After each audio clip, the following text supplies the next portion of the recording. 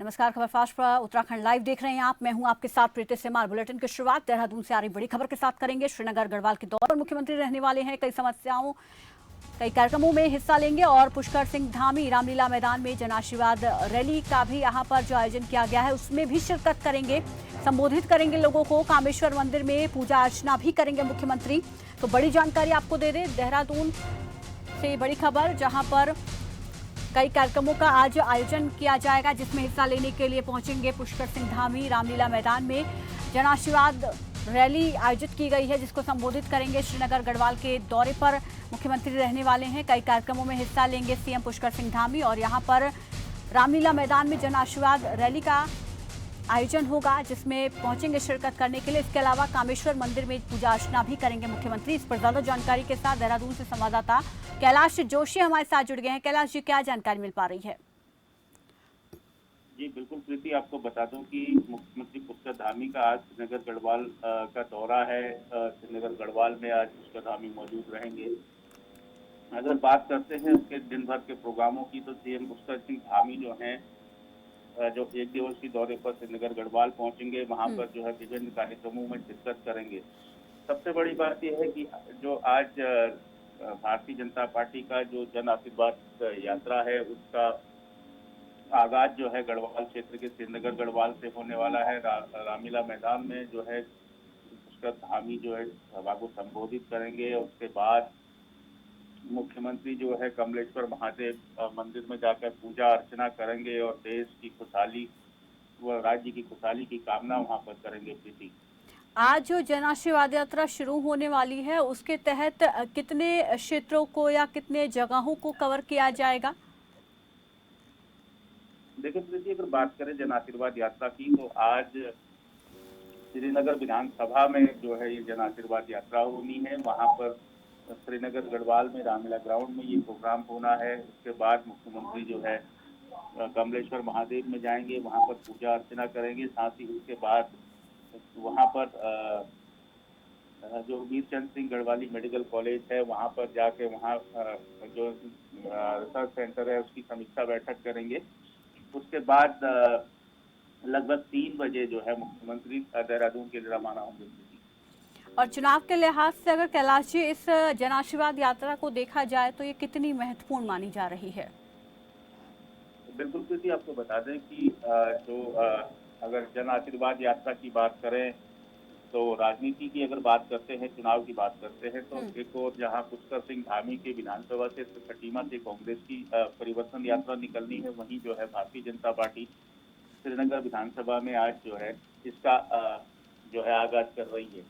लाजमी है कि जो दोनों पार्टियां ही जो है चुनावी मोड में उतर चुकी हैं और दोनों अपने अपने स्तर से अलग अलग क्षेत्र में जो है अगर कांग्रेस की बात करते हैं तो कांग्रेस के प्रदेश अध्यक्ष आला जो कार्यकर्ता हैं, जो आला अधिकारी हैं कांग्रेस के, वो जो है मुख्यमंत्री की कॉन्स्टिट्यूएंसी से जो है इसका आगाज करने वाले हैं। वहीं जो है भारतीय जनता पार्टी की अगर बात करते हैं तो जो कांग्रेस के प्रदेश अध्यक्ष हैं गणेश गोटियाल, उनकी सीट से जो है भाजपा की जो जन आशीर्वाद यात्रा है वो निकल रही है।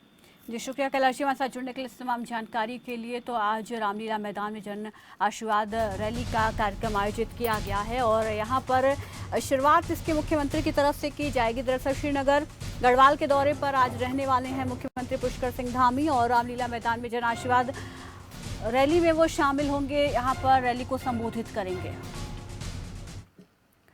चलिए देहरादून से भी एक और बड़ी खबर यहाँ पर सामने आ रही है, वो भी आपको बता देते हैं। 4 सितंबर को मुख्यमंत्री का जनता मिलन कार्यक्रम होगा देहरादून में। 4 सितंबर को मुख्यमंत्री का जनता मिलन कार्यक्रम सीएम आवास स्थित जनता दर्शन हॉल में जनता मिलन कार्यक्रम होगा। आमजन की समस्याएं यहाँ पर मुख्यमंत्री सुनेंगे, जनता के बीच जनता की समस्याओं को जानने की कोशिश करेंगे और मौके पर ही उनका निवारण करने की भी कोशिश करेंगे। इस दौरान अधिकारी वहाँ पर मौजूद रहेंगे। तो 4 दिसंबर को ये कार्यक्रम जो है सीएम आवास स्थित जनता दर्शन हॉल में होने वाला है, जहाँ पर आम जन की समस्याओं को मुख्यमंत्री सुनेंगे और मौके पर ही कोशिश रहेगी कि उन समस्याओं को निपटाएं। 4 सितंबर को मुख्यमंत्री का जनता मिलन कार्यक्रम होने वाला है, यानी कि वो जनता से मिलेंगे, जनता के बीच पहुंचकर जनता की समस्याओं को सुनेंगे। दरअसल आमजन की समस्याओं को सुनेंगे इस दिन मुख्यमंत्री। चुनाव है और उससे पहले जन आशीर्वाद यात्रा के जरिए जहां जनता का आशीर्वाद लेने की कोशिश आज से वो करेंगे, जनता के बीच जाकर उनसे संवाद करेंगे। और वहीं इस बीच वहां साथ ही ये भी जानकारी है कि वो जनता मिलन कार्यक्रम के जरिए जनता की समस्याओं को 4 सितंबर को सुनने वाले हैं। उत्तराखंड में बेसिक शिक्षा भर्ती पर लगी रोक हटने के बाद शिक्षा विभाग हरकत में आ गया है। शिक्षा मंत्री अरविंद पांडे ने विधानसभा में बेसिक शिक्षा के अधिकारी के साथ भर्ती प्रक्रिया की समीक्षा की और शिक्षा मंत्री अरविंद पांडे ने कहा कि हाईकोर्ट के आदेश का इंतजार किया जा रहा है। हाईकोर्ट के आदेश स्पष्ट होते ही 20 दिन के अंदर नियुक्तियां कर दी जाएंगी।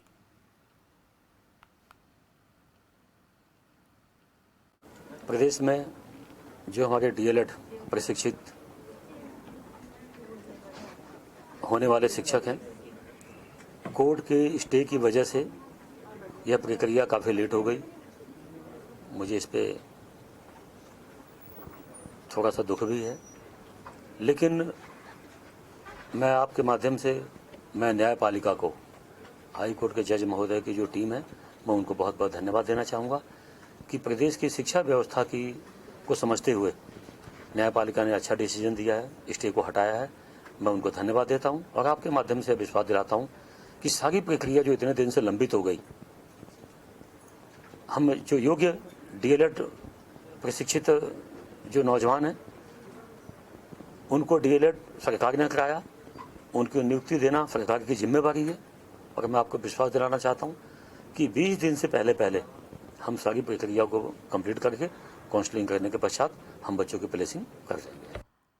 इस वक्त देहरादून से एक बड़ी खबर सामने आ रही है। आज से कांग्रेस की परिवर्तन यात्रा भी शुरू होने वाली है। बड़ी जानकारी आपको दे दें, आज से कांग्रेस की परिवर्तन यात्रा शुरू होने वाली है। खटीमा में आंदोलनकारी को पहले श्रद्धांजलि दी जाएगी, उसके बाद इसकी शुरुआत की जाएगी। पहले चरण में 3 सितंबर से 6 सितंबर तक परिवर्तन यात्रा चलेगी।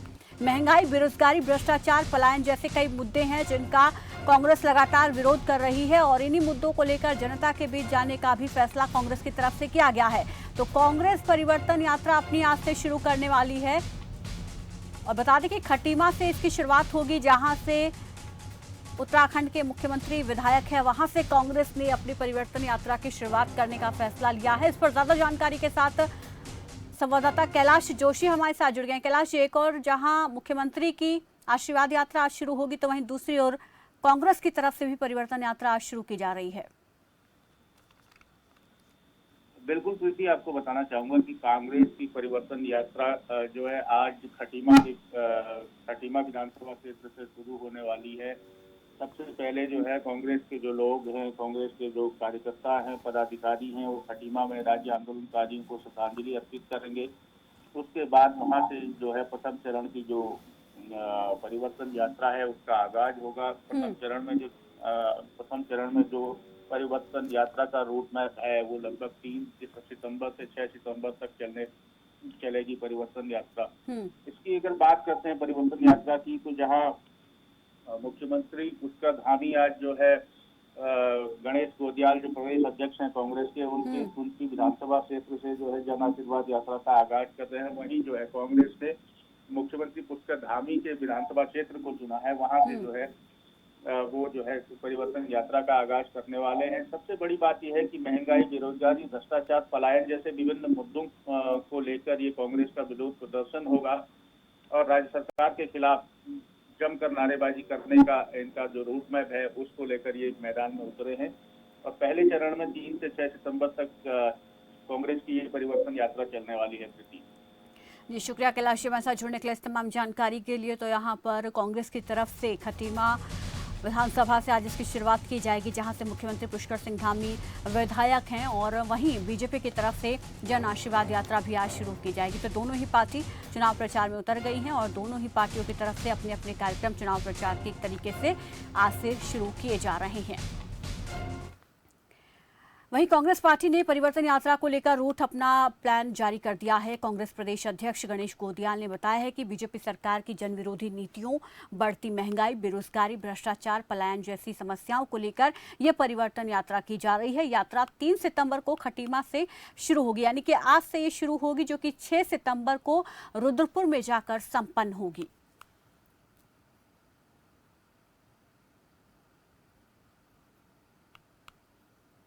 यात्रा के पहले चरण में उधम सिंह नगर और हल्द्वानी की तराई वाले क्षेत्रों में परिवर्तन यात्रा को अभूतपूर्व प्रतिसाद मिलेगा। हमारे कार्यकर्ता आम लोगों की मदद से, आम मतदाताओं की मदद से वहाँ पर जो तैयारियां कर रहे हैं उसका आगाज़ मुझे आभास हो गया है। मुझे लगता है कि जिस प्रकार की परिवर्तन यात्रा के में जो प्रतिसाद हमें मिलने जा रहा है वो आज तक किसी भी राजनीतिक दल को कभी प्राप्त नहीं हुआ होगा। उत्तराखंड के सीएम पुष्कर सिंह धामी ने देवस्थानम बोर्ड के संबंध में गठित समिति के अध्यक्ष को कैबिनेट मंत्री का दर्जा देने की स्वीकृति दी है। सीएम ने देवस्थानम बोर्ड के संबंध में सभी संबंधित पक्षों से बातचीत करके इस संबंध में अपनी रिपोर्ट देने के लिए गठित समिति के अध्यक्ष मनोहर कांत ध्यानी को कैबिनेट मंत्री का दर्जा देने की स्वीकृति प्रदान की है। मुख्यमंत्री ने अपर सचिव धर्मस्व को समिति का सदस्य सचिव नामित करने के भी निर्देश दिए हैं।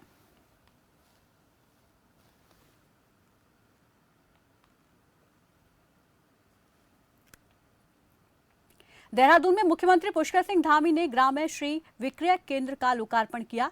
इस विक्रय केंद्र में जलागम विभाग उत्तराखंड के अंतर्गत गठित कृषक संघों के उत्पादन उपलब्ध रहेंगे। इस दौरान सीएम ने उत्पादों का अवलोकन भी किया और कहा कि विक्रय केंद्र से जहां उपभोक्ताओं को गुणवत्ता परक उत्पादन मिलेंगे तो वहीं किसानों ग्रामीणों को भी उनके उत्पादों के लिए बाजार मिलेगा। साथ ही सीएम धामी ने जानकारी देते हुए बताया कि किसान सम्मान निधि से प्रदेश के 9 लाख से अधिक किसान लाभान्वित हो चुके हैं।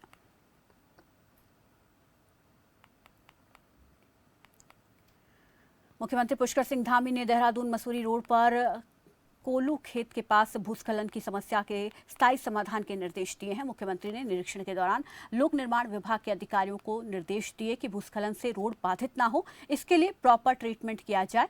इस अवसर पर कैबिनेट मंत्री गणेश जोशी, लोक निर्माण विभाग के मुख्य अभियंता, अधीक्षक अभियंता, अधिशासी अभियंता मौजूद रहे।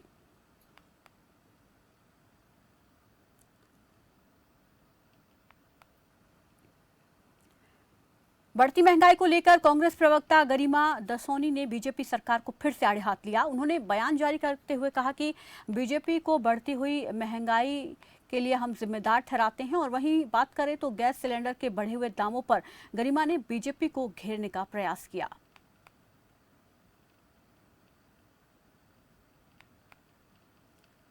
कि आपने इंतजाम करने चाहिए कि जनता तक कैसे सस्ते में सिलेंडर पहुंचे। ये इंतजाम तो सरकार का कराने का काम है। निश्चित तौर पर मुझे लगता है कि भाजपाइयों का वो बयान भी शर्मनाक है जिसमें वो कह रहे हैं कि सिलेंडर के दाम ना देखो, मोदी जी की योजनाएं देखो।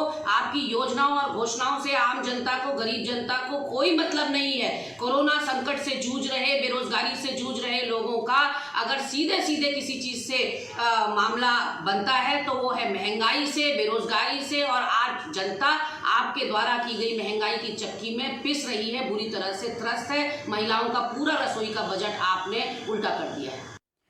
रुक रहे हैं छोटे से ब्रेक के लिए, फौरन लौटेंगे।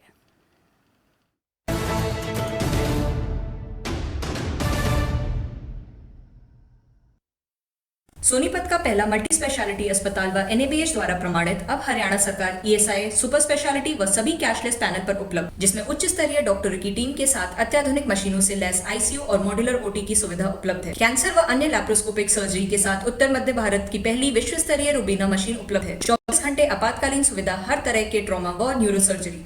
हमारा पता है 112/113 टीपी स्कीम 15 इजी डे के पीछे सेक्टर 14 सोनीपत। आपके विधायक से सीधा सवाल, रेवाड़ी के विधायक चिरंजीव राव के साथ देखिए विधायक का रिपोर्ट कार्ड आज शाम 4:55 पर सिर्फ खबर फास्ट पर। नमस्कार, सत श्री अकाल। शुगर एक आम कॉमन बीमारी हो चुकी है।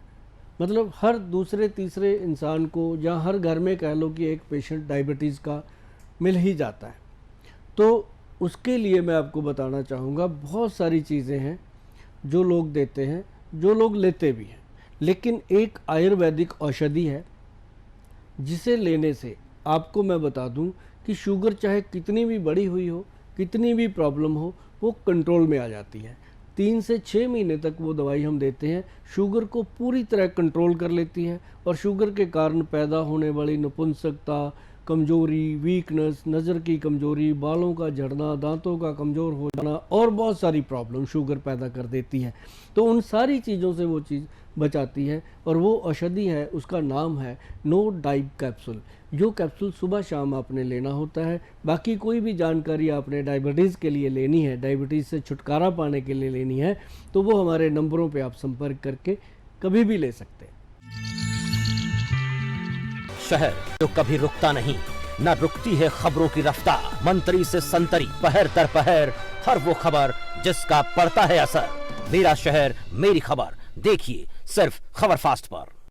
एसिडिटी, गैस, खट्टी डकार, पेट फूलना और कब्ज, ऐसे में मेरी सलाह है आयुर्वेदिक मुल्तानी पचमीना। ये पेट की सभी समस्याओं में पूरी तरह आराम देता है। सब कुछ आजमाया और तब मैंने माना कि सिर्फ सच्ची सहेली ही है महिलाओं के उन मुश्किल दिनों की हर समस्या, जैसे कठिन दर्द, अनियमितता, खून की कमी, थकान व कमजोरी जैसी सभी प्रॉब्लम्स के लिए नंबर 1 औषधि एवं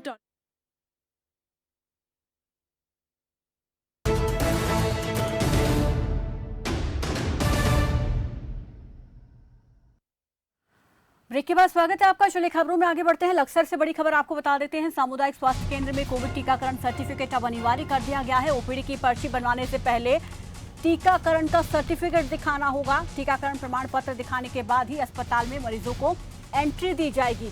तो बड़ी जानकारी आपको दे दें, सामुदायिक स्वास्थ्य केंद्र के अंदर अब अगर किसी को अपना इलाज करवाने के लिए जाना है तो पहले वैक्सीनेशन का सर्टिफिकेट दिखाना होगा। अगर सर्टिफिकेट है तो ही आपको हॉस्पिटल के अंदर एंट्री दी जाएगी। टीकाकरण प्रमाण पत्र दिखाने के बाद ही एंट्री दी जाएगी। ओपीडी बनवाने से पहले सर्टिफिकेट देखा जाएगा कि आपने वैक्सीनेशन करवाया है या नहीं। अगर वैक्सीनेशन नहीं कराया होगा तो इलाज भी नहीं मिलेगा। तो बड़ी जानकारी आपको दे दें, सामुदायिक स्वास्थ्य केंद्र में कोविड टीकाकरण सर्टिफिकेट अनिवार्य कर दिया गया है। ओपीडी की पर्ची बनवाने से पहले टीकाकरण सर्टिफिकेट दिखाना होगा। इस पर ज्यादा जानकारी के साथ लक्सर से संवाददाता गोविंद चौधरी हमारे साथ जुड़ गए हैं। गोविंद जी, यहाँ पर पहल ठीक है कि हर कोई वैक्सीनेशन करवाए, लेकिन कहीं इसकी वजह से कोई मरीज जो है इलाज से वंचित ना रह जाए। देखिए प्रीति, बताऊंगा जिस तरह से सरकार का जो है एक टीकाकरण में 100% जो है वैक्सीनेशन को लेकर अभियान चल रहा है, गांव-गांव टीकाकरण हो रहा है। तो इसी को लेकर जो सीएससी पर भी एक जो है सेक्शन साइड बनाई गई है। जो भी मरीज आ रहे हैं तो आज से जो शुरू होगा, जो मरीज आएंगे वो पहले जो ओपीडी पर्ची बनेगी उससे पहले जो है उन्हें जो टीकाकरण का जो है ऑनलाइन या ऑफलाइन प्रमाण पत्र दिखाना होगा। अगर नहीं होगा तो सेक्शन साइड जो बनाई हुई है उस पर टीकाकरण करने के बाद ही, वैक्सीन लगाने के बाद ही उन्हें जो है अस्पताल में प्रवेश करने की अनुमति यहाँ दी जाएगी। जी प्रीति। तो गोविंद जी, ये माना जाए कि अस्पताल के अंदर वैक्सीनेशन की व्यवस्था भी की गई है। अगर किसी का वैक्सीनेशन नहीं हुआ है तो यहाँ पर वो वैक्सीनेशन करा के इलाज ले सकते हैं। बिल्कुल प्रीति, आज ये सेक्शन साइड बनाई गई है। हालांकि जो लक्सर में कई सेक्शन साइड को खोला गया है, लगातार जो है वहाँ पे टीकाकरण लगातार जारी है। लेकिन कुछ लोग जो वंचित रह गए हैं, कोई जिन लोगों का टीकाकरण कह सकते हैं नहीं हुआ, वो अचानक जो इलाज के लिए जो कैसे जा रहे हैं, तो उन लोगों को वहीं पे जो टीकाकरण कराया जाएगा। और वैक्सीनेशन यहाँ ये सरकार और स्वास्थ्य विभाग की लगातार तमाम कोशिश रहेंगी कि 100% जो है तमाम राज्य में टीकाकरण हो। गोविंद जी, क्या इसके लिए पहले से ही किसी प्रकार का कोई स्लॉट बुक करना होगा या ऑन द स्पॉट टीका लगा दिया जाएगा? प्रीति, इसमें ऑनलाइन ऑफलाइन कुछ नहीं होगा। जिस तरीके से भी सेक्शन साइड बनाई गई है तो ऑफलाइन ही इसमें काम किया जाएगा। जो भी टीकाकरण करने आ रहे हैं केवल आधार कार्ड की ही आवश्यकता होगी। आधार कार्ड दिखाने के बाद उनका वैक्सीनेशन हो जाएगा। जी शुक्रिया गोविंद जी हमारे साथ जुड़ने के लिए, इस तमाम जानकारी के लिए। तो यहाँ पर वैक्सीनेशन की व्यवस्था भी की गई है ताकि अगर किसी का वैक्सीनेशन नहीं हुआ है तो वैक्सीनेशन करा के बाद में अपनी पर्ची बनवा सकते हैं, इलाज करवा सकते हैं। चलिए आगे बढ़ते हैं और मौसम से जुड़ी जानकारी आपको दे देते हैं। बंगलौर में झमाझम बारिश हो रही है, लोगों को गर्मी से राहत मिली है। बारिश से किसानों के चेहरे खिल गए हैं और गन्ने और धान की फसल को बारिश से फायदा होगा। तो बड़ी जानकारी आपको दे दें, मंगलौर में बारिश हो रही है, बारिश का दौर यहां पर जारी है। ऐसे में लोगों को गर्मी से राहत मिली है तो वहीं किसानों के लिए भी ये फायदेमंद बताई जा रही है। खासतौर पर उनकी गन्ने और धान की फसल के लिए काफ़ी ज़्यादा फायदेमंद है। गन्ने और धान की फसल को बारिश से फायदा होगा। तो किसानों के भी चेहरे यहाँ पर खिले हुए नजर आ रहे हैं। हो रही बारिश की वजह से लोगों को भी गर्मी से राहत मिली है। मौसम सुहावना बना हुआ है। मंगलौर में झमाझम बारिश हो रही है। लोगों को जहां गर्मी से राहत मिली है तो वहीं किसानों के भी चेहरे खिले हुए हैं। किसानों को भी इससे फायदा होने वाला है। खासतौर पर उनके गन्ने और धान की फसल को काफी ज्यादा इससे फायदा होगा। अच्छी धान की फसल होगी, गन्ने की पैदावार अच्छी होगी इससे। तो किसान भी खुश हैं और लोग भी गर्मी से राहत पा रहे हैं।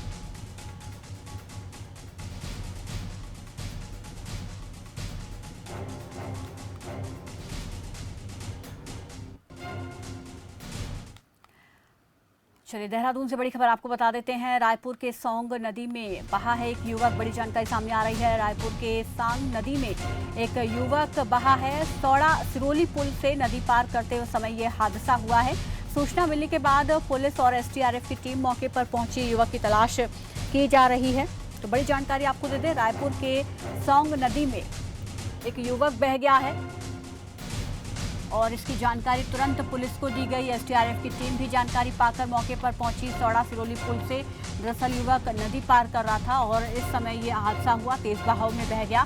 सूचना मिलने के बाद पुलिस मौके पर पहुंची। युवक की तलाश की जा रही है। हालांकि अभी तक युवक की कोई जानकारी नहीं मिल पाई है। फिलहाल जो जानकारी है वो ये कि नदी पार करते वक्त यह हादसा हुआ। युवक तेज बहाव में बह गया। रायपुर के सौंग नदी में एक युवक बह गया है और सौड़ा सिरोली पुल से नदी पार करते समय यह हादसा हुआ है। सूचना मिलने पर पुलिस मौके पर पहुंची। एसडीआरएफ की टीम मौके पर पहुंची और दोनों की तरफ से सर्च ऑपरेशन शुरू किया गया, रेस्क्यू ऑपरेशन शुरू किया गया युवक की तलाश में। देर रात की यह घटना है जब एक युवक रायपुर के सौंग नदी में बह गया। सौड़ा सिरोली पुल से दरअसल नदी पार करते वक्त यह हादसा हुआ है। नदी पार कर रहा था युवक और इस दौरान तेज बहाव के चलते वो पानी में बह गया। इस पर ज्यादा जानकारी के साथ संवाददाता कैलाश जोशी हमारे साथ जुड़ गए। कैलाश जी, क्या अपडेट मिल पा रही है इस खबर को लेकर? जी बिल्कुल प्रीति, आपको बता दूं कि जो रायपुर देहरादून स्थित जो रायपुर एक क्षेत्र है वहां पर एक नदी है सौड़ा सिरोली। वहां पर कल जो है एक लड़का जो है नदी को पार कर रहा था। उसका जो है वो बह गया था। उसका शव जो है वहां पर बरामद कर लिया गया है। एसडीआरएफ ने जो है आपदा कंट्रोल रूम में जैसे ही सूचना मिली तो सूचना मिलने के बाद एसडीआरएफ आनंद में वहां पर गई और उसका रेस्क्यू कार्य किया गया। लेकिन जो है उसका शव जो है अभी बरामद कर लिया गया है। जी शुक्रिया कैलाश जी, हमारे साथ जुड़ने के लिए, इस तमाम जानकारी के लिए। तो अपडेट मिल रही है कि युवक का शव बरामद कर लिया गया है। मौके पर पहुंचकर एसडीआरएफ टीम की तरफ से रेस्क्यू ऑपरेशन शुरू किया गया और युवक का शव बरामद कर लिया गया है। फिलहाल अपडेट यह है कि युवक की मौत हो चुकी है और युवक का शव बरामद कर लिया गया है। उत्तराखंड में उपनल कर्मचारियों ने सरकार के खिलाफ कमर कस ली है। एक बार फिर से कर्मचारियों ने धरना प्रदर्शन शुरू कर दिया है। राजकीय डॉक्टर सुशीला तिवारी अस्पताल में कार्यरत उपनल कर्मचारियों ने साफ कहा है कि जब तक उनकी मांगे नहीं मानी जाती बहिष्कार उनका जारी रहेगा, काम नहीं करेंगे। और ये भी आरोप लगाया है कि 17 सालों से लगातार वो विभाग में काम कर रहे हैं, इसके बावजूद भी आज तक किसी भी सरकार ने उन्हें सम्मानजनक वेतन नहीं दिया।